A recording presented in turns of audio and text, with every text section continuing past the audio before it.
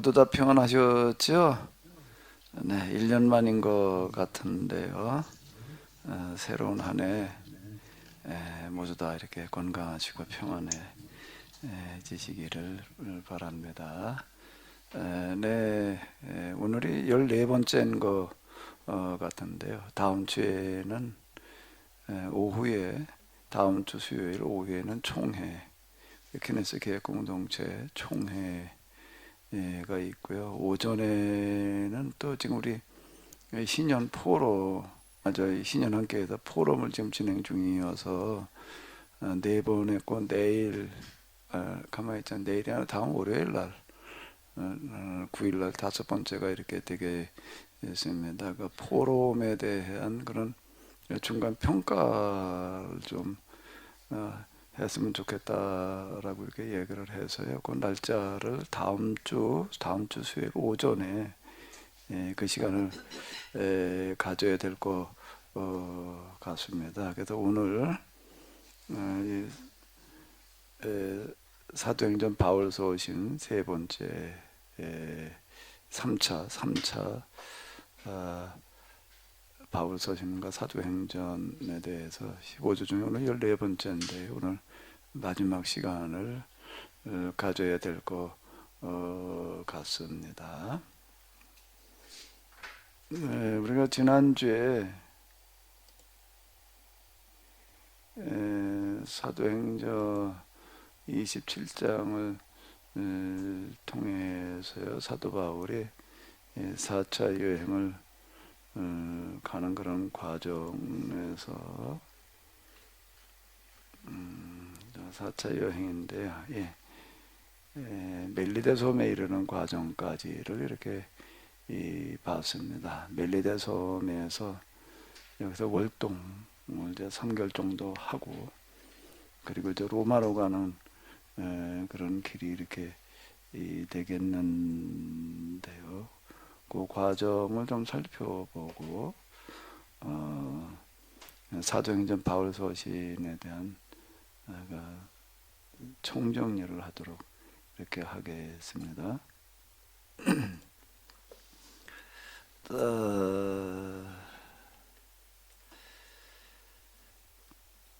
20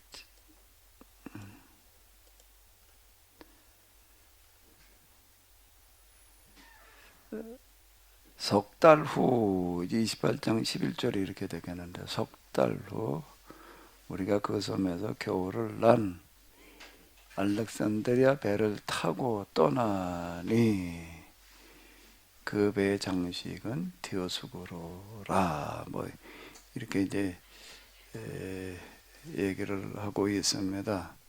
그러니까 이제 여기 현대 성경으로 보게 되면은 쌍둥이 형제호 이렇게 얘기를 하고 있는데요. 그 섬에서 겨울을 난 걸 이렇게 보게 되면은 이제 바울 일행이 이 섬에 도달했을 때 이미 배들이 여기서 이제 월동하는 배들이 이제 있었던 것 같습니다. 그래서 이제 디오스구로라는 알렉산드리아 배를 타고 이제 갔다라고 하는 그런 얘기가 이렇게 되겠는데요. 우리는 첫 번째로 수라구사에 들려 사흘을 지낸 후 그것을 빙 둘러서 레기온으로 갔다. 하루를 거기서 묵고 남풍에 실려 그 다음날 보디올에 도착하였다. 우리는 그런데 우리는이라는 얘기는 누가가 이제 표현하는 건데요. 우리는이라고 하는 그런 단어가 나오는 곳은 누가가 동행하고 있었다라고 하는 것을 말하고 있는 겁니다. 그래서 이렇게 좀 이런 표현들이 아주 구체적이잖아요. 수라구사에 들러 사흘을 지내고, 그리고 그 알렉산드리아 배를 타고 갔는데 배 이름이 쌍둥이 형제호. 아마 이런 똑같은 배가 둘이 있었나 보죠. 그래서 이제 뭐 그런 이름까지 상세하게 적어놓은 걸 보게 되면은 수라구사에 들러 사흘을 지내는 그곳을 빙 둘러서 레기온으로 갔다고, 하루를 거기서 묵고 남풍에 실려 그 다음날 보디올에 도착해야 돼. 이건 뭐 직접 현장에 있지 않았으면 쓸 수 없는 그런 기록들이 이렇게 되겠습니다.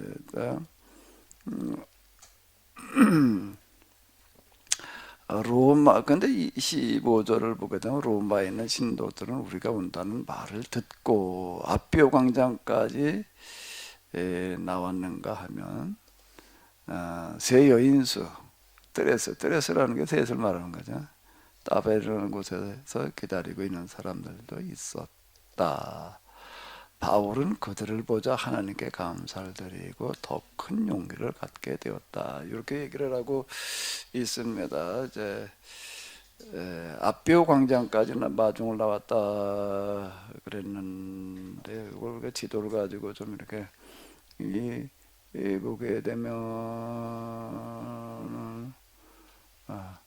여기 이제 멜리데에서 출발을 해가지고서 사라쿠사가 여기고요. 그다음에 레기온, 비행 둘러서 레기온으로 갔다는 얘기가 지금 이런 얘기가 이렇게 되는 거고요. 레기온은 이제 이거 로마 본토인 것 같습니다. 그리고 배를 타고 이제 아비오 광장까지 이렇게 이제 여기 뭐 조금 해가지고 잘 안 보이네 글씨가 여기를 거쳐가지고 그 다음 이제 아비오 광장까지 이렇게 가는데요. 여기 이렇게 보게 되면은 그런 표현이 이렇게 나오고 있습니다.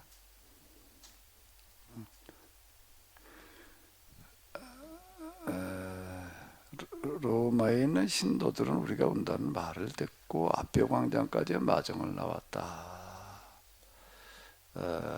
이제 그걸 보고도 사도 바울이 하나님께 감사드리고 더 큰 용기를 갖게 되었다. 근데 이게 아비오 광장이라고 하는 데는 뭐 하는 곳인가라고 하게 되면은 그게 원정을 나갔던 로마 군대들이 이제 외국에 원정을 나갔다가 전쟁하러 갔다가 이제 개선하고 돌아올 때 그 개선식을 거행하는 광장이 이제 아비오 광장이 이렇게 되겠습니다. 근데 사도 바울이 이제 그들을 보자 감사했다는 이야기는 그리고 로마에 있는 신도들이 소식을 들었다라고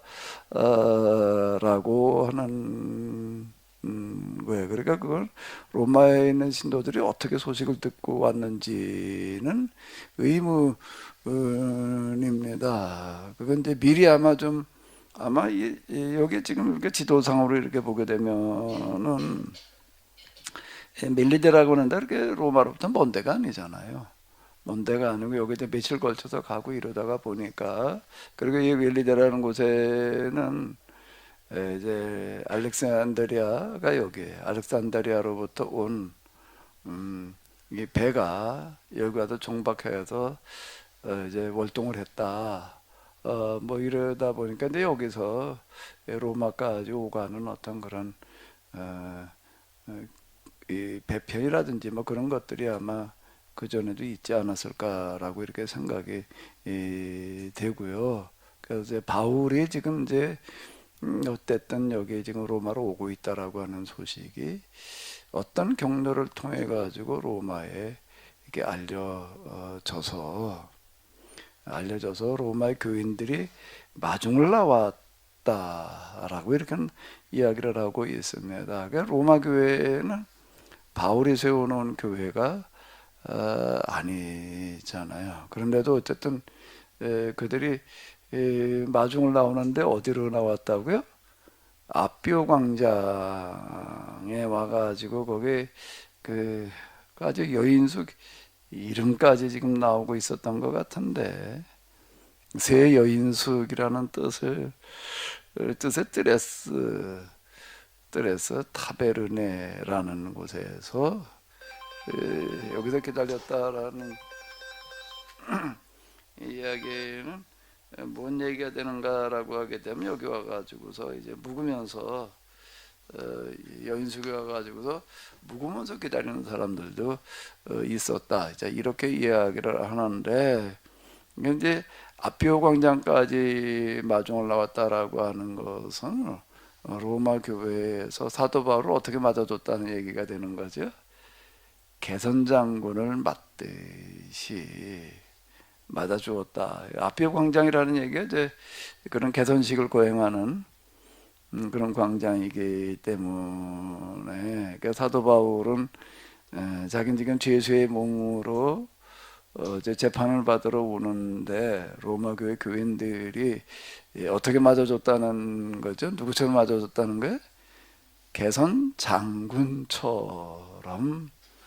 맞아주었다. 그래서 그걸 보고서 이제 바울이 그들을 보자라는 건 이걸 봤다는 얘기를 하는 거죠. 단순하게 그냥 마중 나온 사람들 봤다는 얘기가 이렇게든 맞아주는 거가 자기를 개선 장군처럼 맞아줘서 하나님께 감사를 드리고 더 큰 용기를 갖게 되었다. 자, 이렇게 기록을 해놓고 있습니다. 이게 사도 바울의 그 선교 여행을 이렇게 보게 되면은 다시 한번 이렇게 보게 되면은 이제 여기가 로마 제국인데 물론 여기 왼쪽에 좀 이렇게 왼쪽과 북방이 조금 잘려서 다 나와 있지는 않은데 이건 주로 이제 사도 바울의 선거 여행에다가 초점을 맞추다 보니까 제가 이제 지도를 이런 식으로 다 이렇게 만들어 놨는데요.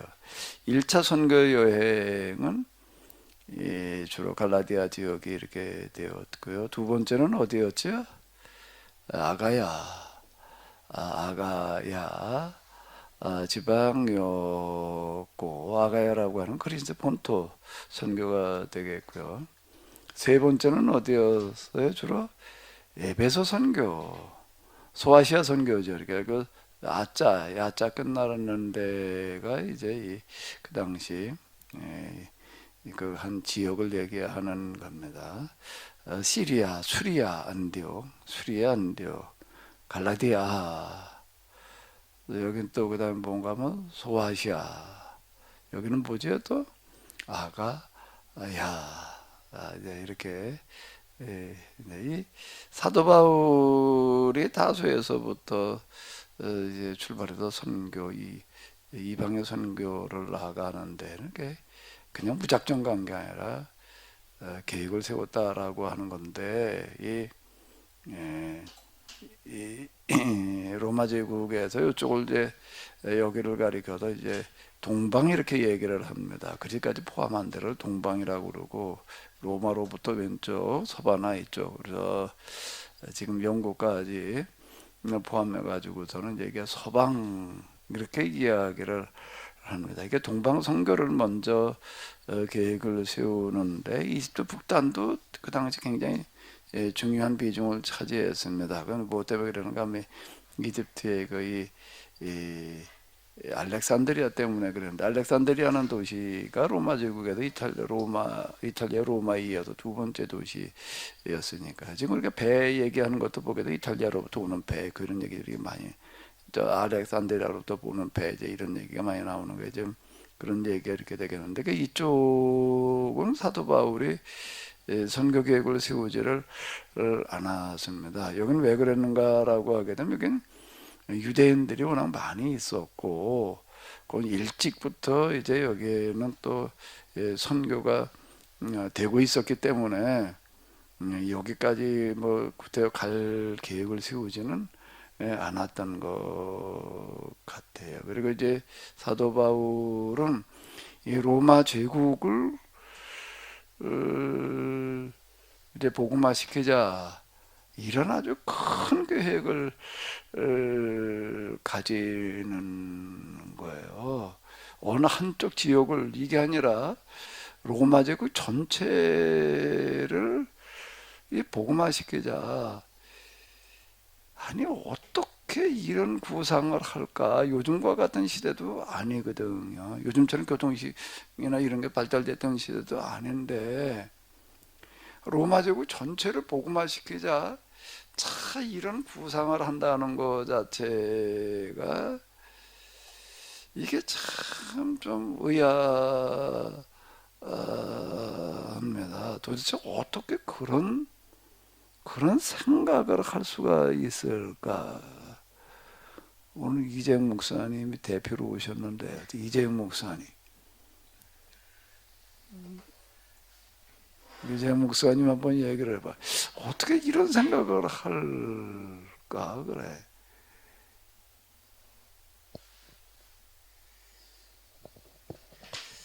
제가 바울이 아니어서 잘 모르긴 하겠죠. 그 전화 좀 해봐요. 아마 세상을 보는 관점이 좀 달랐던 것 같아요. 보통 자기가 사는 바운더리 안에가 자기 인생의 전부처럼 생각하는데, 바울이 그 예수님 만남 경험 이후에 자기 어떤 그 전에 뭐 신앙 뭐 이런 것들이 다 바뀌었다라고 그러면 그 인생을 보는 관점 그리고 또 세상을 보는 관점도 그렇게 바뀌어가지고 아마 좀 큰 그림을 그리면서 그렇게 나가지 않았을까. 그냥 단순하게 바울이 교리에 머물렀고 율법주의자라고 생각을 했다 그러면 그냥 거기서 자기가 있는 자리에서 뭐 사내들인 공의에 뭐 권력도 있을 거고 그리고 또 정치적인 뭐 야심을 통해서 뭔가 이렇게 이룰 수도 있었겠지만 그게 어느 한순간에 그거의 이 한계점을 보고 또 거기서 할 수 있는 게 그 한계점 이상을 또 넘어갈 수 없다라고 생각을 하고 그리고 또 예수님을 만난 다음에 복음을 따라 살아가는 삶이 그냥 단순히 개인적인 신앙이 아니라 뭐 세상에 관한 그런 계약 신앙 뭐 여러 가지 차원에서 그렇게 생각을 했다 그러면 그게 있으면 그게 좀 가능하지 않을까. 근데 그런 경험이 없으면 뭐 사도 바울처럼 그렇게 살기는 좀 어렵겠죠. 예. 네, 지금 아주 정확하게 얘기를 해주셨는데요. 성경에 나오는 하나님의 사람들, 바꾸고 얘기를 하면 하나님의 영이 임하는 이런 사람들을 이렇게 보게 되면 굉장히 그 스케일들이 큽니다. 아브라함을 보게 되면 땅의 모든 민족은 너로 말미암아 복을 받으리라라는 그 말씀 속에 사도 바울은 아브라함 무슨 생각을 했다는 얘기가 되는 거죠. 세상 모든 사람들이 모든 민족에다 어떻게 되기를 바랬다는 얘기예요. 복 받고 살기를 바라는 이런 생각을 했다 라는 거거든요.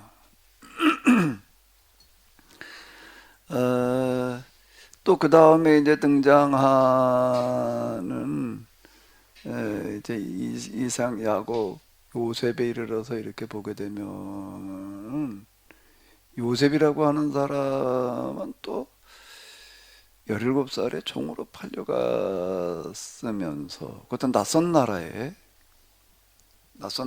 그것도 조그만 나라도 아니에요. 그 당시에 그래도 가장 큰 나라라고 얘기를 할 수 있는 이집트 위에 가 있으면서 그 노예로 팔려가 있는 거예요. 17살에. 그러면서 또 뭘 가지고 씨름을 하고 고민하는가라고 한다면은 우리가 그 문맥을 통해서 이제 이렇게 더듬어 보게 되면은 애굽에 있는 이 가난한 사람들의 문제를 굶주리는 사람들의 문제를 어떻게 해결할 거냐라는 걸 가지고 씨름을 했다는 거예요.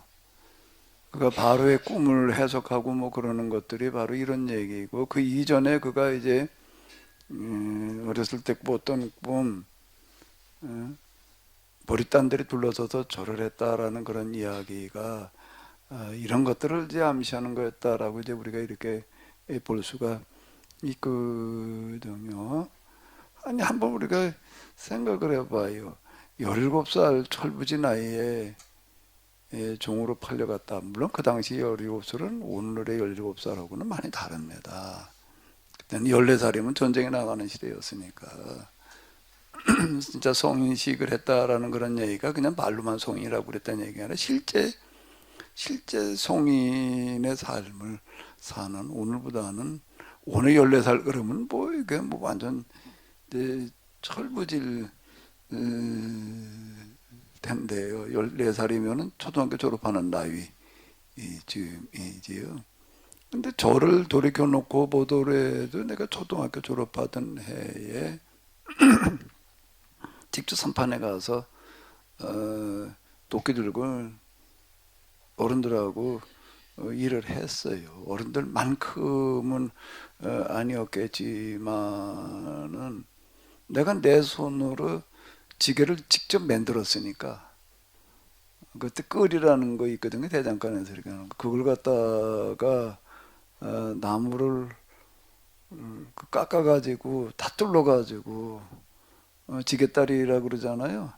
지게다리로 생긴 거 나무로 골라서 그걸 갖다가 깎아가지고 깎는다는 거가 뭘로 깎는가 하면 주로 그 도끼하고 깎기라고 있습니다. 이제 깎기 또는 자귀라고 부르는데 그걸로 깎아가지고 거기다 또 구멍을 뚫러서 100% 지게를 내가 내 손으로 만들었어요.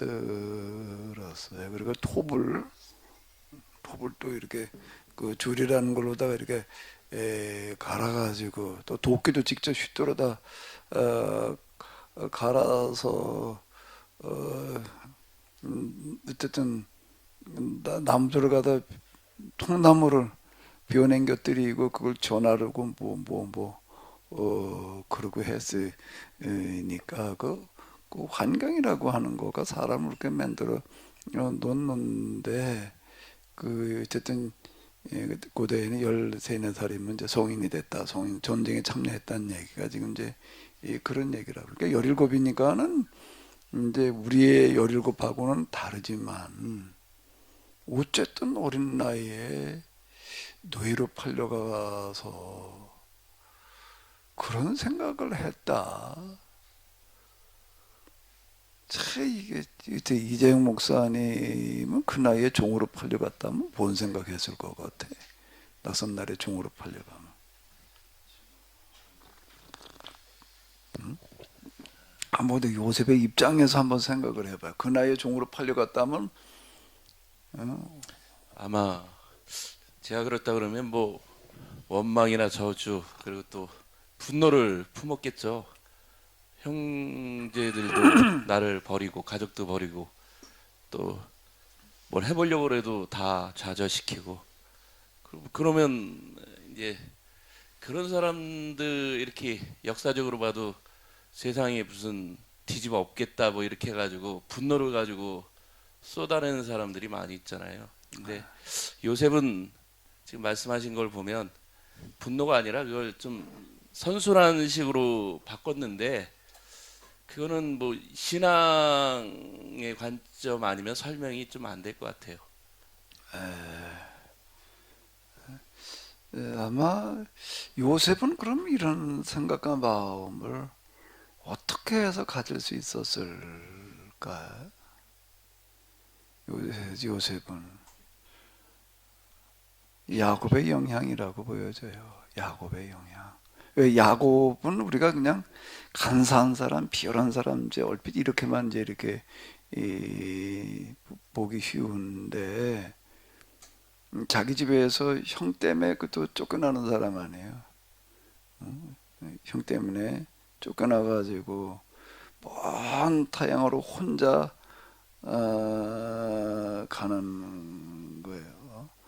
물론 그가 야곱이 이렇게 갈 때 나이는 우리는 그냥 얼핏 아직 결혼 안 하고 그러니까 그냥 젊은 나이로 생각되어지는데 한 40쯤으로다가 이렇게 이제 보이는 것 같더라고. 계산을 해보게 되면은 그러니까 어린 나이는 아니에요. 어린 나이는 아니지만 어쨌든 나그네 돼가지고서 타향까지 이렇게 간다. 애같이 불어가가지고 이제 거기 얹혀 살면서 또 거기 이제 그 애같이 그러니까 어떻게 되나 애사촌들이 되나?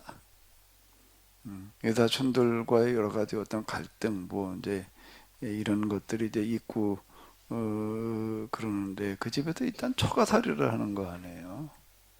그러면서 거기에서 뭐 또 그 라반의 또 그 간교함에 이제 이용당하는 그런 굴곡 있는 삶을 이제 이렇게 살아가면서 이제 그가 적응해 왔던 어떤 이런 것들이 아마 요셉에게도 영향을 주어서 그 어려운 환경 속에서 그가 굴복하지 않고 그걸 딛고 일어설 수 있는 어떤 그런 신앙을 가질 수 있지 않았을까라고 이제 이렇게 우리가 추정이 이제 되어지는데, 근데 그거 하나만 가지고서는 또 설명이 되지를 않습니다. 성령이 임했을 때 나타나는 특징은, 성령이 임했을 때 나타나는 특징, 성령은 문자 그대로 누구의 영이에요? 하나님의 영이에요. 하나님의 영이 임하니까, 간단하고 단순합니다. 하나님의 영이 진짜 임한다면은 생각을, 그리고 보는 관점을 어떻게 가지게 될까요? 일단 어떻게 생각을 하게 되겠어요? 하나님처럼이 되는 거예요. 하나님의 입장이 되는 거예요. 그러니까 하나님의 입장에서 보고 생각을 하게 된다 라고 하는 겁니다. 그런데 성경의 하나님은 그 당시 고대 그 다신교 시대에 이렇게 보게 되면 개인 신이 있어요. 개인의 수호신이 있고, 가족신이 있고, 시족신이 있고, 부족신이 있고, 그 다음에 이제 뭐가 있는 거죠? 국가의 신이 있는 거예요. 근데 수호신을 이제 치중을 하게 되면은 어디까지만 생각을 할까요? 자기 자신인 거예요. 수호신은 개인을 지켜주는 개인의 신이니까, 시족신이 임하게 되면은, 시족신의 영이 임했다라고 한다면은 어디를 생각을 하겠어요? 시족의 입장이 되는 거야. 부족신은 부족신이죠. 국가의 신은 국가예요. 그 당시 그 신관이라는 게 다 그런 거니까. 근데 성경에서 나오고 있는 여호와 하나님은 어떤 신인가 하게 되면 개인 신, 뭐 국가의 신이 아니라 무슨 신이라는 거야? 온 세상을 주관하시는 하나님이다. 자, 이렇게 되면 그 하나님의 영이 임하면은 어느 시각에서 보게 될까요? 개인의 입장일까요? 시족, 부족, 국가의 입장일까요? 온 세상일까요? 온 세상의 입장이 되는 거예요. 그 스케일들이 왜 이렇게 커지나 하게 되면은요, 진짜 성령이 임하게 되면은 하나님의 입장에서 세상을 보다가 보니까 가장 큰 것에서부터 이게 출발을 하고 전체를 바라보게 된다 라고 하는 겁니다. 그러니까 요셉이 그렇게 생각할 수 있었던 거는 그게 정말로 하나님의 영이 임했기 때문에 그랬다. 이렇게 우리가 이제 설명을 할 수가 있겠죠. 그때 이제 그걸 그다음에 이제 모세로 가보게 되면은 더더욱 그래요. 모세에게 정말 하나님의 영이 임했다라고 하니까, 하나님의 영이 모세에게 임했다는 증거가 뭔가, 모세가 뭘 가지고 씨름을 하는 거죠? 온 세상에 있는 이 하비루의 문제들을 어떻게 할 것인가. 자, 이 애굽에 있는 하비루들만이 아닌 거예요. 이스라엘 종족들만 가지고 고민하는 게 아닌 거예요. 그건 어디에서 우리가 볼 수 있는가? 그러니까 출애굽을 할 때에 이스라엘 종족들만 나오는 게 아니라 허다한 잡족들이라고 이제 개정개혁도 잡족이라고 그래놨나? 그 잡족이라는 말이 약간 좀 격에 안 맞는 어떤 표현이기는 한데, 여러 종족들이 같이 나왔다 라는 이야기가 되는 거거든. 그리고 그가 만들어 놓은 시내산 계약법이라고 하는 어떤 이런 걸 이렇게 보게 되면 이스라엘만을 위한 법이 아니라는 거예요. 이거는요, 먼저 이스라엘로부터 출발을 해가지고서 온 세상의 이 이 합의루들 받고 얘기를 한다면 이제 노예계층들이 이렇게 되는 건데, 그들을 해방시키는, 그들의 문제를 해결해 주는 이런 문제를 가지고 이제 골몰하게 되어졌고, 그 법을 만들어 놓는 게 지금 율법이다 라고 하는 겁니다. 그 이후에 등장하는 예언자들을 보게 되면은 하나같이 그래요. 최초의 문서 예언자 아모스를 보게 되면은 그건 북왕국에서 이제 활동을 했는데, 원래 출신은 남왕국 출신이지만 이제 북왕국에 가서 활동을 이렇게 했습니다. 근데 그가 메시지를 선포하는 영역은 북왕국 또는 남왕국 이스라엘의 영역만이 아니라 주변 나라들에 대해서 같이 선포를 하고 있는 거예요. 그들의 이제 제약을 책망을 하면서 같이 멸망을 선포하는 어떤 이런 거를 이렇게 볼 수가 있어요. 그는 스스로 드고의 목자였다. 목자였다. 그 유목민이었다는, 여기서 그 당시 목자는 유목민을 말하는 겁니다. 그 유목의 삶이라고 하는 거가 가장 고단한 그런 삶을 살아가는 사람들을 말하는 거예요. 그 뭐죠, 티베트 그쪽에서 지금도 그 유목으로 살아가는 사람들이 있더라고요. 몽골 그 초원도 그렇고, 그 사람들의 삶을 이렇게 보게 되면은 주로 천막 생활을 하는데, 1시간이면은 집을 다 이렇게 해체를 하고 가서 또 세우다가, 1시간이면 1시간 내에 집을 다 해체를 해야 된다는 거예요. 세우는 것도 가서 또 얼마 걸리는 거예요? 1시간. 이게 천막이죠, 천막. 이제 그러고 사는데, 뭐또 티베트 그쪽 뭐 4천 몇백 메다 지대에서 또 그렇게 그 사는 사람들 보니까 1년에 한 10번 이상, 그러니까 한 달에 한 번 꼴로 옮겨 다니면서 초원을 따라서 이렇게 살아가는, 4천 몇백 메다 고지다가 보니까 한여름에도 아침에는 영하로 내려간다 말이에요. 뭐 이제 그렇게 얘기를 해요. 그러니까 이 사람들은 참 목욕 문화라는 것도 없는 거고, 뭐 그러고 살아가야 되는 거예요. 세수라는 게 없는 사람들이더라고. 참 어쨌든 이러고 살아가는 이런 사람들, 그게 유목민이에요. 오늘도 또 이제 우리가 중동 그쪽에 가야 되는 그 베두인이라고 아직도 또 그 비슷하게 이 광야에서 살아가는 사람들이 있어요. 거기에 특징 중에 하나가 물이 참 귀한 그런 거고, 그리고 그냥 늘 떠돌이로 돌아다니면서 살아야 되기 때문에 이게 참 힘든 삶을 살아가는 사람들 중에 이렇게 이제 이 하나가 되는데, 그 아모스가 드고의 목자였다는 거는 그런 사람이었다라는 겁니다. 그런 그가 무슨 아마 종교 교육 과정이라든지 뭐 이런 것들을 제대로 받았다라고 보기는 어려워요. 그래도 어쨌든 그 문자는 깨우치고 뭐 이제 그러지 않았을까라고 이제 이렇게 보여지는데, 그런데 그가 한인 남왕국 출신이 북왕국에 가서, 그것도 어디에 가서 말씀을 선포하는 건 베델 성전인 거예요. 베델 성전이라는 거가 그게 이제 중앙성소예요. 베델에 가서 제를 지어라, 길갈에 더 큰 제를 지어라 이렇게 얘기를 하는데, 이제 대표적인 그런 이제 그 지방성, 베델은 중앙성소고 길갈은 이제 가장 유명한 지방성소였다라고 이렇게 볼 수가 있는데, 베델에 가서 지금 그것은 누구를 대상으로 선포하는가라고 하게 되면 왕들과, 특히 거기에 최고의 위치에 있는 제사장들을 향해서 선포하는 말씀이 지금 이제 이 아모스서인 거.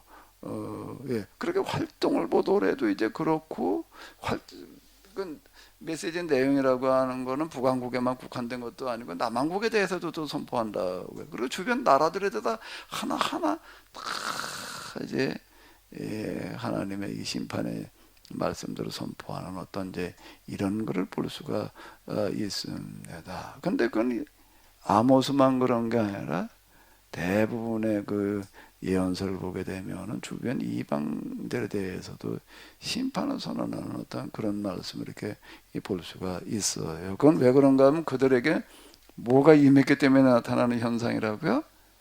하나님의 영이 임하니까. 자, 하나님의 영이 임하니까 어떤 시각으로 본다는 거죠?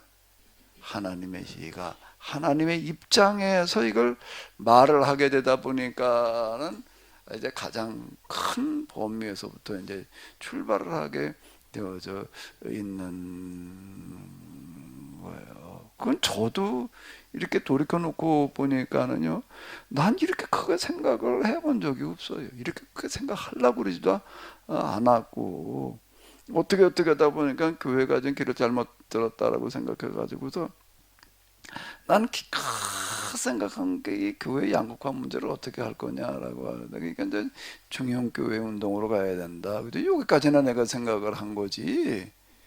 여기까지나 생각을 한 거지. 무슨 뭐 전 세계를, 뭐 또 전 세계 무슨 역사를, 거기다가 요즘은 또 뭘 또 얻고 있는가 하게 되면은 뭘 또 얻는 거예요. 또 이제 대멸종이라는 위기를 어떻게 할 거냐. 이거 내가 나 스스로 생각을 해봐도 이건 내가 지금 뭘 가지고 실험을 하나 말이야.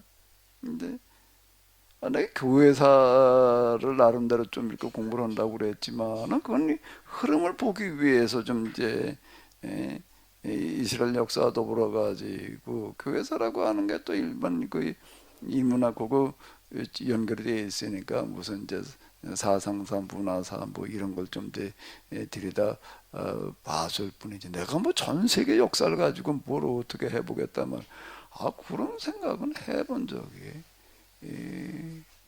없는 거예요. 그 역사 헤브라이즘의 길을 묻다. 뭐 내가 이런 걸 가지고 이제 뭐 또 얻으려는 내가 그거 이제 준비하고 그러면서도요. 내가 입에 이런 것까지 가지고서 내가 얘기를 하겠다고 그러는데 그거 내 스스로도 이렇게 얘기할 수밖에 없습니다. 뭐가 어떻게 되다 보니까는요.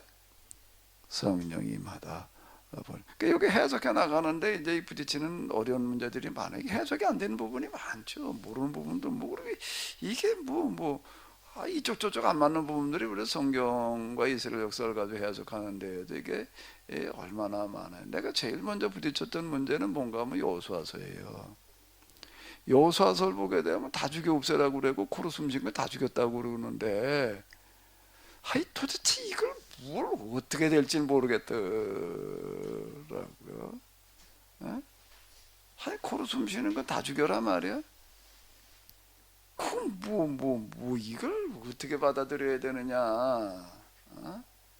거기다 이제 짐승 우양의 새끼까지 다 죽여 없애라는 그런 구조들을 어떻게 해석을 해야 되느냐. 그럼 일단 어떻게 해야 돼? 이거저거 읽어봐야죠. 읽어봐도 답이 안 나오는 거예요. 이거에 대해서 뭐라고 명확하게 얘기하고 있는 데가 없으니까. 그걸 어떻게 해야 되나 이제 이런 문제 우리 아무리 읽어도 또 아무리 생각을 해봐도 답이 안 나오는 거예요. 답이 안 나오. 지금 뭐라고 얘기를 하죠? 근데 그 문제를 가지고 어떻게 하다 보니까 기도하다가 보니까 이게 거짓말처럼 정리가 되더라. 제가 이런 얘기를 합니다. 기도하다 보니까 이게 거짓말처럼 정리가 되더라. 이렇게 내가 얘기를 해요. 근데 이런 현상이 어떻게든 한 번만이 아니라 매번 그런 식인 그러다 보니까 이게 성령의 영감이라고 하는 이런 부분들이 이렇게 깨달아 알게 하시는 거구나. 저절로 그냥 하나님께서 알려주시는 그런 게 아니라 내가 씨름하던 그 문제를 깨달아 알게 하신다. 내가 성령을 내가 진리의 영. 요한복음에 얘기하는 성령이 진리의 영이다 말이야. 깨닫게 하신 영이다는 얘기야. 그 요한복음에 그런 얘기 있다는 건 벌써부터 알았지만은 그렇게 그런 얘기가 있다는 걸 아는 거하고 그 말씀을 아는 거하고는 다른 얘기인 것 같더라고. 그러니까 내가 비로소 가지고 이 영감이라는 얘기가 이런 거였구나.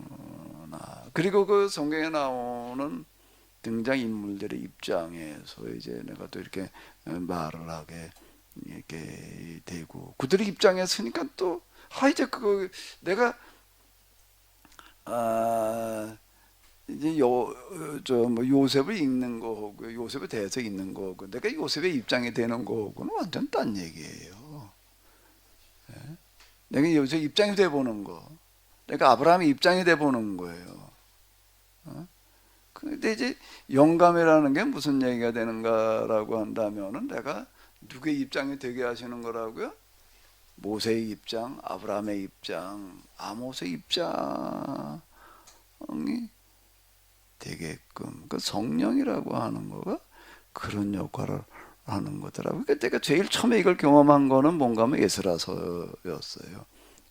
어느 날 기도하는데 그때 그런 게 조금 있었습니다. 이게 에스라서를 한번 읽어봐야 되겠다 이 생각이 드는 거예요. 어느 날 기도하는데 이거 가만히 이제 출애굽기가 이제 기도하다가 출애굽기의 그 부분이 어떻게 되는 거지? 이제 출애굽기를 이제 읽게 되고, 그 다음에 이제 에스라서를 한번 읽어야 되겠다. 에스라서를 내가 좀 그래도 읽고, 에스라서를 내가 평소에 특별히 관심을 가지고 읽었던 거는 아닌데 에스라서를 읽어야 되겠다는 생각이 좀 강하게 들어가지고 읽는데, 그때 내가 이제 이거 읽으면서 처음으로 그런 경험을 하는 게 뭔가 하면, 그동안 내가 에스라에 대해서 읽었어요.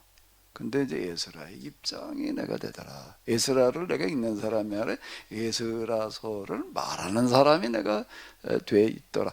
그러니까 이제 이게 전혀 다르게 보이더라. 이제 이렇게 되는 게 이제 에스라서에서 그런 경험을 내가 이제 처음 했고요. 그 이후 이제 그 현상은 계속 이어져 가지고 내가 삼손, 어느 날 또 삼손 기도하다가 삼손이 자꾸 이렇게 생각이 드는 그 삼손 그러면 뭐 그냥 산을 뽑아온 만한 힘을 가졌지만 그냥 뭐 힘을 잘못 써가지고 주색 잡기로 그냥 그저 망쳤던 사람, 이렇게만 나도 생각을 했던 거예요. 내가 삼손을 읽을 땐 그렇게 보여요. 삼손에 대해서 읽으면 그렇게 보이지 거기 그래서 내가 이제 그다음에 그러고 나다니까 삼손의 이야기 읽어 내려가니까 내가 이제 누구의 입장이 됐다는 거야? 삼손의 입장에 대해서 보니까는 이게 전혀 다르게 보이는 거야. 이 삼손의 마음이라는 게, 그러고 나서 보니까 거기에 단서들이 있어요. 이제 단서인데 그거는 안 보이더라고요. 그거는 안 보여서 그래서 내가 이 성경의 기록자들을 보니까는요, 성경 기록자들 이제 그 편집자들을 보니까 그들이 영감으로 이제 그걸 썼다는 이야기가 뭘 얘기를 하는가라고 하게 되면 이런 얘기더라고요. 그들이 입장이 돼가지고서 이제 그걸 써내려가는 거예요. 이제 이게 영감이라는 거를 그냥 하나님께서 주시는 신비한 지식으로만 알았더니 그게 아니었다. 이게 이제 제가 지금 성경을 해석해 나가는 데 있어서 이제 사실 가장 중요한 역할을 하는 겁니다. 그렇지 않았으면은 이게 내가 아무리 삼손에 대해서 내가 생각하고 읽는다고 하면 그 이상을 내가 못 벗어났을 것 같아요. 근데 이제 이건 내가 거기 성경에 등장하는 사람들의 입장이 되다가 보니까 그게 보이더라. 그럼 이제 그 다음에 또 이제 물으면 생각, 그럼 어떻게 해야 돼? 그 사람들이 입장이 되는가? 라고 하는 거 아주 간단한 얘기더라고요. 아주 간단해요. 과부의 사정은 누가 한다고요? 과부가 한다. 왜? 같은 경험과 공감대가 있으니까 그게 과부의 사정은 과부가 아는 거거든요. 그러니까 간단한 거예요. 성경의 사람들을 만나려고 한다라고 하게 되면 그 만나는 나도 한번 예술의 입장에서 생각해 보자라고 해가지고 그것도 역지사지. 그것도 많은 도움이 될 수도 있습니다. 근데 그게 진짜 동화되는 일치되는 현상이 나타나려면은요 뭐가 있어야 된다는 거죠? 있는 사람이 뭐가요? 비슷한 경험이 있어야 된다는 겁니다. 비슷한 고민과 가슴앓이를 해야지 이게 된다는 거예요. 그 제가 고민을 했던 거는 물론 좀 양상은 다르지만은 나는 이 교회가 지금 죽어가고 있다라는 그런 생각 때문에 참 오랜 시간 동안 씨름을 하고 오랫동안 씨름을 하고 그게 그 고민과 씨름이 나에게 뭐가 됐는가라고 하게 되면 한 스쳐 지나가는 고민과 생각이 아니라 그랬으면 그냥 그걸로 끝났을 거예요. 그걸로 끝났을 텐데 교회가 지금 죽어가고 있다 이대로 가다가 다 틀림없이 망할 수밖에 없다라는 그런 생각이 너무 크게 들어가지고 그걸 가지고 씨름하고 고민을 하는데 시간이 지나갈수록 그게 그냥 퇴색되어져 가는 게 아니라 점점 더 크게 다가와서 그게 나에게 뭐가 되는 거죠? 전부가 되는 거예요. 전부가 되는 거예요. 그게 나의 전부. 내가 여기 40개월 동안 저녁 숟가락 놓고 저녁마다 기도를 왔다. 한 번도 안 빼고 매일 왔다. 좀 며칠 전에 내 눈길에서도 한번 그 별것도 아닌 것 같은데 이렇게 미끄러지니까는요. 이거 뭐 꼼짝도 못 하겠더라. 근데 뭐 우리 그 집 앞에 거기 지금 그거 비탈도 아니에요 사실. 이거 못 올라오는 거예요 이게요. 어. 트럭도 못 올라오더라고. 그래가지고 그냥 뭐 차를 갖다가 뭐 바닥을 그냥 긁어가지고서 뭐 갖다 흙을 갖다 뿌려가지고 겨우 그 비탈로 보이지도 않은 정도인데도 못 올라와. 그 트럭이니까 그런가 보다. 그 승용차 저뭐 K7인가 이건 뭐 이 차는 충분히 올라가고 있죠. 이것도 못 올라가는 거예요 이게요. 야, 그 눈도 미끄러울 때가 있더라고요 그게요. 그못 들어. 그것 때문에 이제 아주 또 뭐 내려올 때도 이제 찡 미끄러져 가지고서 여긴 괜찮게 이게 이제 쭈르르 미끄러져 그냥 비필달로 그냥 도랑으로 내려가려고 그러고 있는 거야. 내가 그러면서 생각을 해봐서 야 그때 그 차가 그레이스였는데 그 그레이스는 뒷바퀴 굴리는 거고요. 문제는 앞에 있고 뒷바퀴 뒤에는 그 무게가 별로 없기 때문에 엄청 미끄러워요. 그거는요. 눈길은 꼼짝 못한 사거든. 내가 그 차를 가지고 여기를 기도를 하러 다녔단 말이에요. 그땐 눈도 많이 왔어요. 그 뭐 한 30년 전이니까는요.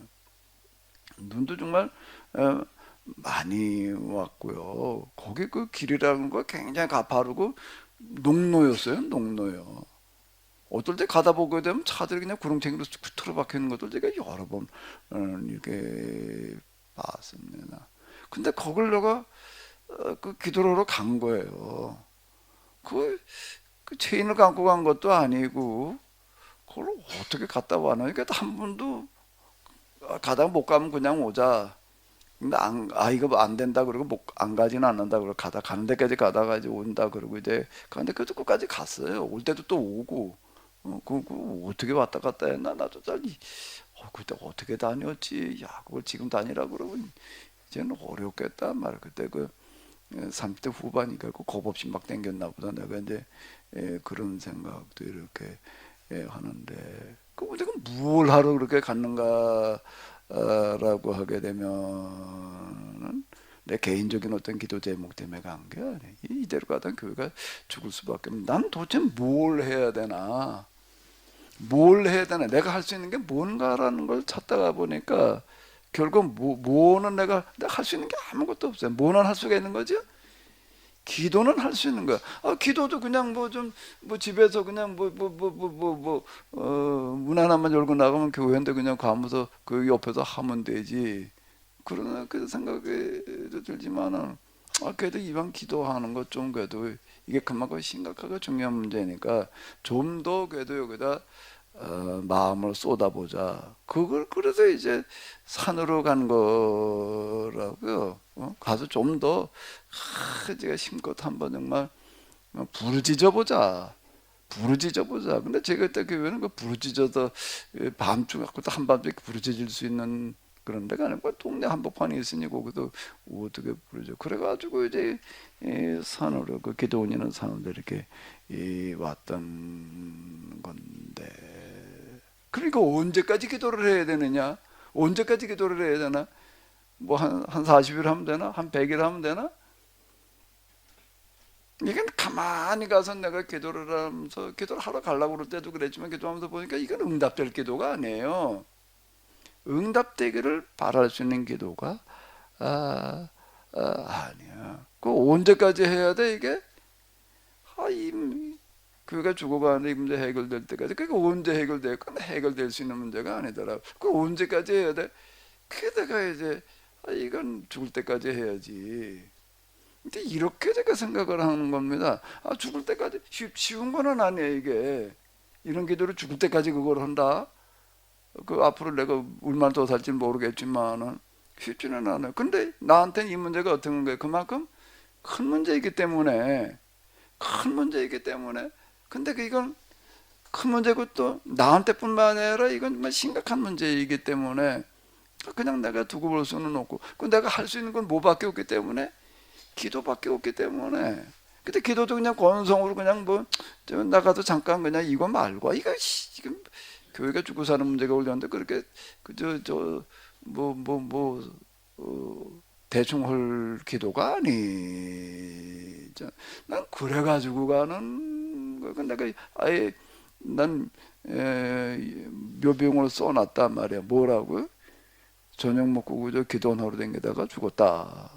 뭐 딴 거 기계 응답 받아가지고 무슨 이런 나는 기대한 거. 응답 받기를 기대할 수 있는 문제가 아닌 거야. 이루고 갔던 거예요. 그런데 그리고 나도 나중에 하다 이렇게 돌이켜 놓고 보니까 성경에 등장하는 사람들이 하나같이 다 그 비슷한 사람들이더라. 왜? 디셉 사람 엘리야에게 이렇게 끝났어요. 디셉 사람 엘리야에게 하나님의 영이 임하니라. 그저는 뭐 그랬나 보다. 근데 거기다 이제 뭐가 보이는가 하면 디셉 사람 엘리야라는 사람이 보이는 거예요. 뭐가 무슨 고민을 하고 있었는지를. 이게 이제 뭐가 어떻게 와닿다고요? 가슴으로 와닿는 거야. 이 사람은 이게 이제 이 와닿는 건데 그렇게 되는 거다. 드고의 목자 누구? 아모스. 나는 양식에 불과했는데 말이에요. 오늘의 양식인데 하나님께 말씀. 그 전에 그냥 뭐 그랬나 보다 그러고 넘어갔다는 거가 이제 드고아의 목자 아모스의 뭐가 나에게 와닿는 거지요? 고민이, 갈등이, 그러니까 내면의 아픔들이 와닿는 이런 얘기더라. 그 스가랴가 에스라가 내가 이제 제일 먼저 만났던 사람이다 라고 하는 것도 같은 얘기가 이렇게 되는 거. 그 다음에 이제 아브라함, 모세, 요셉, 특히 삼손 딱 그렇게 만나는 거야. 이 사람들은 참지. 삼손이라고 하는 사람은 태어날 때부터 나실이니까 이건 이제 그 아버지는 사실 마노아를 만나는 거야. 마노의 마음이나 삼손의 마음이나 이제 이 같은 얘기가 이렇게 되는 건데 여기다 이 영성의 원리는 일치다. 하나님과 일치라는 게 무슨 일치인가? 마음이, 관심이, 문제의식이, 갈등과 고민이 만나는 거고요. 하나님을 만나는 게 그걸 가지고 만나는 거지요. 하나님을 만난다라고 하는 거를 그전에는 그냥 열심히 기도하면은 뭐 하나님께서 뭐 예정하고 선택한 본 사람들은 뭐 어떻게 이렇게 생각을 했다는 거예요. 그 열심히 기도 많이 기도하면 하나님 만나지나 보다. 그래가지고 뭐 환상으로 꿈으로 뭐 계시로 이렇게 생각을 했는데 그게 아니라 하나님을 뭘로 만난다고요? 마음으로 만나는 거예요. 그 마음이 무슨 마음이어야 된다는 거죠?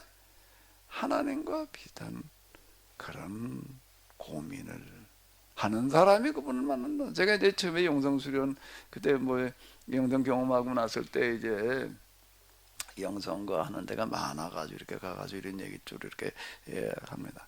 그 영성 모임에 가서 얘기를 하게 되면요 꼭 찾아오는 사람이 있어요. 전화 오는 사람하고 찾아오는 사람이 있더라고요. 어떻게 가지고 그런 체험을 했냐?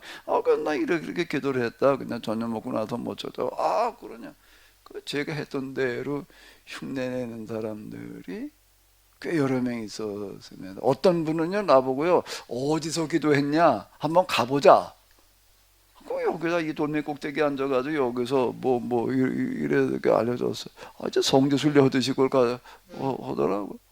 여기서 뭘 어떻게 했냐 말에 여기서 무슨 경험이 일어났을까? 요 돌멩이 꼭대기에서 어땠고 이랬더니요. 이 사람이 이제 그때 진천인가 이제 거기 있었는데요. 거기서 자기도 산에 가서 무슨 기도를 하고 있다고 이제 그러더라고요. 그래가지고 내가 한번 가봤어요.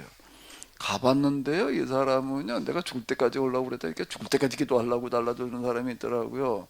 그래서 어떻게 했는가 하게 되면 아주 꽤 먼 산등생이를 이렇게 가가지고 아주 굴을 파놨어요. 괜히 가지고 가도 굴을 파놨는데 내가 놀란 게요. 이야, 이 사람은 북한에 땅굴을 파다가 왔나? 이렇게 딱 들어가 가지고서 딱 틀어 가지고도 그 안에다가 이제 들어가는 그 입구는 조그맣게 그냥 겨우 들어갈 거면 그 안에는 이렇게 딱 틀어 가지고서요 일자로 놓게 하는 것도 아니고요. 틀어 가지고 좀 똘까하게 아주 앉아서 기도하기 이렇게 충분할 정도로다가 그것도 이제 아주 그런 거 보는데 탁월한 재간이 있는 것 같아요. 그게 이제 지질 흙층이 단단한 마사 있는 데 있잖아요. 파괴 좋게 이제 마사이가 이제 파괴 좋은 데거든요. 돌이 있고 이런 데는 그냥 어렵고 그리고 그 파놔주고 주저앉아요 천장이. 근데 그 마사층은 들어가면 이제 거의 석벽 수준이어 가지고서 이게 주저앉지 않는다고요. 아주 그런 데를 골랐더라고요. 그러니까 거긴 이렇게 지주 세우지 않아도 되고 천장에 얹지 않아도 되는 것도 그런 데를 딱 이렇게 파놨어요. 근데 저 판에는 흙이 없어요. 그 흙은 다 어떻게 했냐? 어디다 치러다가 들어다가 저기다 뿌려놨대. 남해산이니까 이제 눈에 안 띄게 하려고. 그 이것도 눈에 별로 안 띄어요. 아주 은폐된 그런 지역이 돼가지고서 거기 그런 굴이 있다는 것도 알고 가지 않으면 모르겠더라고. 그렇게 딱 파놓은 거예요. 거기도 기도를 하고 있대. 근데 기도를 하는데 뭐라고 얘기를 하냐면 그 기도 가도 이렇게 하다 보니까 목사님 얘기대로 이게 여름에 모기 때문에 진짜 힘들더라. 모기들이 와도 달라붙는데 이걸 어떻게 할 수가 없더라. 그래서 이러저러 생각을 하다가 에이 그러니까 이왕 기도하는 놈가 그냥 모기들한테 그랬대. 야 먹으려면 실컷 먹으라. 그래 아주 우통을 벗었대. 그때 마음 놓고 뜯어 먹더란 말이야. 근데 그걸 견뎠다는 거예요. 그거 굉장히 어려운 겁니다. 그리고 기도를 한다는 거예요. 근데 그 사람이 그렇게 이제 급히하게 하려고 하는 사람들이 좀 있어요. 진짜 열심히 있는 사람들이 있더라. 근데 이제 그렇게 한 달, 두 달, 몇 달 지나다 보면 이 사람들 다 뭔가 절망에 빠지는 거예요. 우리는 아무리 해봐도 안 된다. 뭐가 문제냐? 나도 대답을 못 하겠는 거예요. 뭐가 문제인지. 난 그렇게 했는데 왜 이 사람들은 내가 그렇게 하라고 그런 것도 아니고 어떻게 했냐 그랬나 이렇게 했다 그랬더니 나도 그렇게 해보겠다 그런 건데 이렇게 해봐라 내가 그렇게 말하면 4시간 그건 4시간은 한번 실천해봐라 이렇게 하는데 그렇게 실천하는 거고 나처럼 경험이 다 일어나다 이렇게 얘기한 건 아니고 목사라면 최소한 그래도 그렇게 해야 되지 않냐 점전적으로 한번 실천해봐라 이제 이 정도 선에서 나 얘기를 했던 건데 그 사람들이 하루 4시간이 아니라 정말 많이 하더라. 어떤 사람 한 분 여기 이제 안양 사는데 그 무슨 교회지? 열린교회인가? 무슨 큰 교회 하나 있잖아요. 잊어버렸네. 장로 이제 공장 사가지고 하는 거기 부모인데요. 거기는 부목이 엄청 바쁘더라고요. 교구함 하나 맡아가지고 주로 이제 하는 게 신방인데, 이게 뭐 새벽 예배 끝나고 나서부터 신방 다니게 되면 보통 10시, 11시 그냥 내 책을 가지고 가서도 읽을 시간이 없어가지고서요, 주로 가지고 차에서 잠깐 읽었단 말이야. 근데 이 사람은요, 뭐 내가 기도 뭐 어쩌고 저쩌고 하니까 자기도 산에 가서 기도하겠다 그래서 산에 가서, 그러고 그 뒷산에 가가지고 기도를 하는데, 주로 이 사람은 언제 기도를 하는가 하면 새벽 기도 때까지 기도를 하더라고요. 조금 오다가 와도 이러는 것도 아니. 그래서 사람들이 많아요. 근데 안 되는 거예요. 근데 그런 경험이 안 일어나는데 어떻게 해야 되냐? 나 대답을 못 하겠더라고요. 뭘 어떻게 해야 되지? 그래서 내가 이거 하도 많이 고민했습니다. 자, 이걸 내가 뭐라고 설명을 해야 되나? 왜 나는 비슷한 경험이 일어난 저 사람들은 왜 안 될까? 나보다 열심이라든지 이런 건 훨씬 더 많은데, 요게 좀 제가 기도하던 자리 똑같이 하도 기도하는 사람 하나 있습니다. 지금 나자로 있는 사람인데, 그 사람은요 수십 년째 지금도 와요. 지금도 와요. 그 사람. 그거 아주 이래 저 플라스틱 통에다 갖다 거기다 성경에 보니까 담아놨더라고. 비 와도 젖지 않게 이렇게 해놓느라고. 돌멩이 하나 뚫었는데 얼마 전에도 가보니까 그거 아직도 있어요. 그 사람들 죽을 때까지 혈작정인 거 같아. 예? 그 사람은요. 그거 좀 나자로운인데 여기까지 그 사람은요 처음에 자전거 타고 다니고 뭐 그래서 거길 자전거 타고 올라오고 그러게 되면 굉장히 멉니다. 이 사람 올 때 밥 사가지고 와요. 그러니까 하루 종일 있다가 기도하는 양이나 뭐 열정 나하고는 얘기가 달라. 이 사람들 비 오는데도 그냥 비 쫄쫄 맞고 자전거 타고 그러고 이제 보는 거, 그 기도원에 왔던 어떤 사람이 그걸 보고 감동을 받아가지고서 옛날에 그 저 쌍용에서 나오는 거 15인승 뭔가 그거 이스타나? 그거 새걸 하나 사줬어요. 그 이제 이 차가, 근데 그거 타고 다녔었는데 얼마 전에 세우는 거 보니까 아주 차가 다 썩었더라고. 한 20여 년 타니까 다 썩어가지고서 그냥 그릉청 내고 지나다면 세워서 그냥 그러고 다녀. 예? 그 나하고는 이게 뭐 기도하는 열정이나 이런 게 비교가 안 되는데, 그건 난 이걸 어떻게 설명해야 될지를 모르겠더라. 그러니까 내가 이제 지금 하는 얘기가 바로 이런 얘기야. 하나님을 만나는 건 기도를 많이 한다고 만나는 것도 아니고, 그것만 가지고 다 되는 것도 아니고, 또 열심만 가지고 다 되는 것도 아니고, 뭐가 같아야 된다? 그게 가장 빠른 길이다.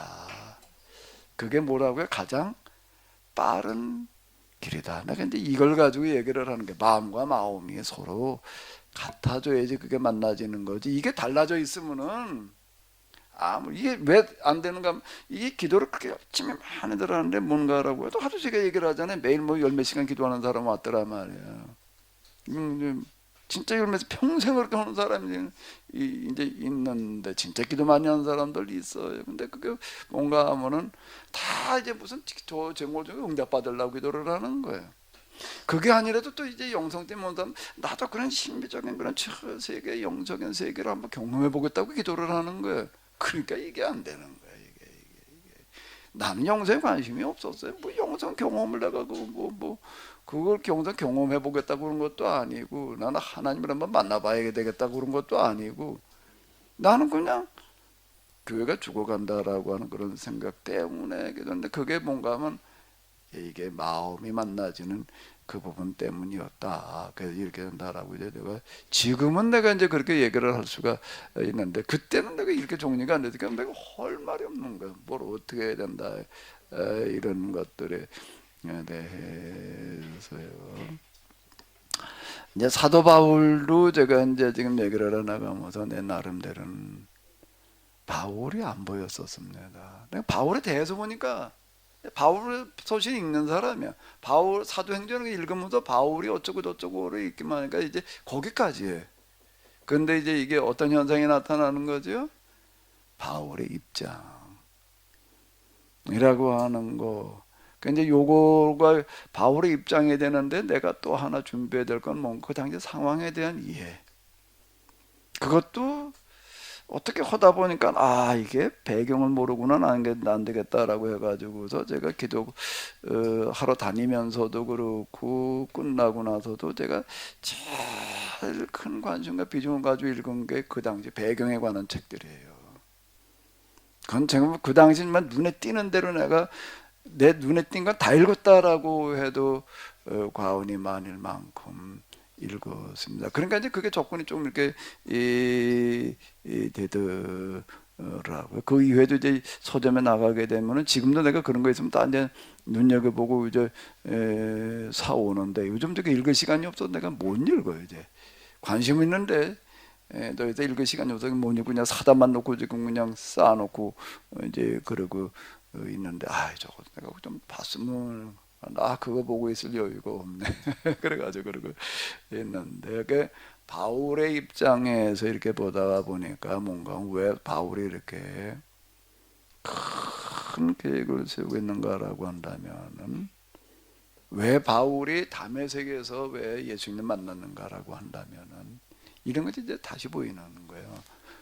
바울의 뭐야 내적인 갈등과 고민을 이렇게 보게 되는 거죠. 그게 이제 뭔가 하게 되면은 일치가 일어나서 담에다 조상에서 부활하신 예수님을 만나게 되는 거고, 그게 기초가 돼 가지고서 뭘 하는가라고 하게 되면 유대교회에서 기독교 신학을 해석해 내는 거고요. 그게 또 기초가 돼 가지고서 뭔가 하면 바울의 신학이라고 하는 게 유대교회에서 이 기독교 신학을 만들어낸다는 것은 결국 이방인 신학이거든요. 그전에 이방인 선교하는 바울로만 봤는데 자, 이방인 선교 이전에 그 신학을 이렇게 정리를 해나갔구나라고 이제 이렇게 보여지는 부분이 생겨서 바울이 얘기하는 믿음으로 의로워진다라고 하는 얘기가 그걸 밖에서 문자로만 읽을 때에는 구원의 방법으로 보이는 거예요. 근데 바울의 입장에서 놓고 보니까는 그게 뭔가 그다음 유대교의 배경 속에서 인간의 공로주의를 배제하는 그런 말씀으로다가 이제 이렇게 보여줬던 거죠.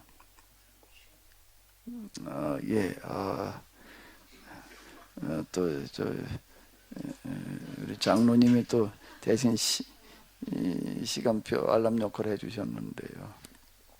2분 지났네요. 40분이 아니라 가만히 반까지였나요? 40분까지 이제 볼래요. 그러면 52분에 시작할게요.